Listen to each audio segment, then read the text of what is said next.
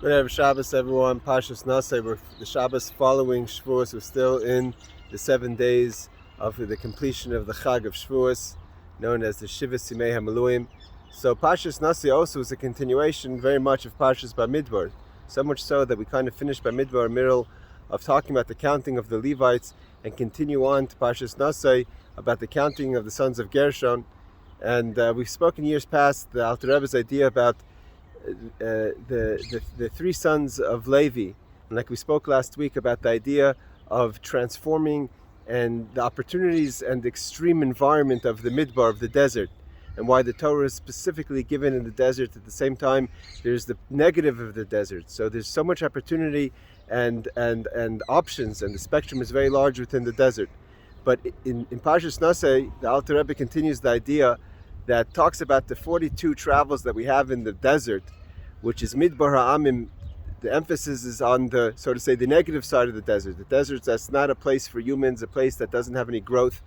The place, although the desert has so much opportunity for transformation, but there's also so much siphoning off negative energy in the place of the desert. Like we said before, the person has to leave the desert to go meet the king in the field.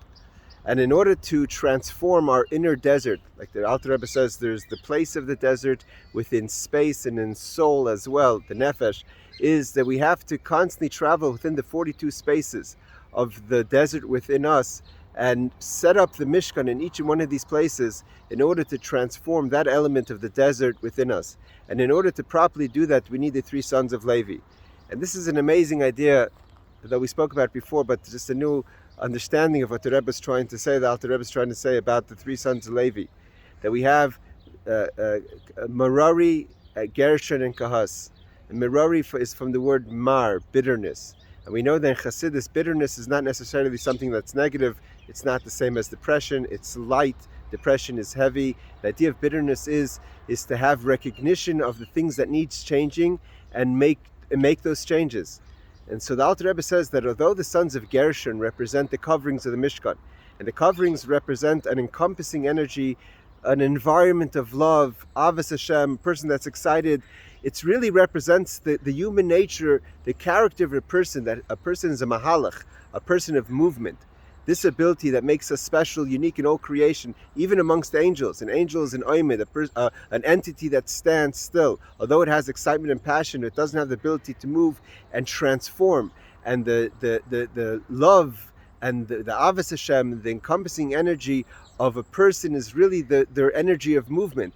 So a person may think that, especially when you're in the desert and you're trying to transform yourself, so it's like a person who's running and just, mid-run wants to change teams. I represent this company and take off my t-shirt, I'm going to put in another company and I represent another group I'm running for. It doesn't work like that, the Alter Rebbe says. You can't just while you're in a loving, in a expressive, in a hispilus, in an elevated moment, just transform from negative to positive, from loving the world, from loving self, from pushing your own agenda to pushing God's agenda.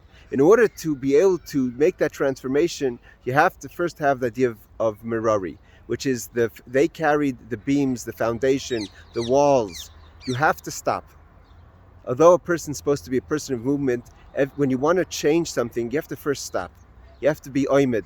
That's when we stand quietly, Shmoneh Esrei.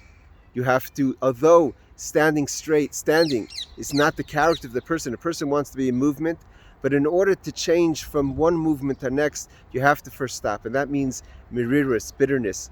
Take into account of how things have been. Understand what you're changing from. Understand the negativity that you're leaving to the positive that you're going to. That's bittul.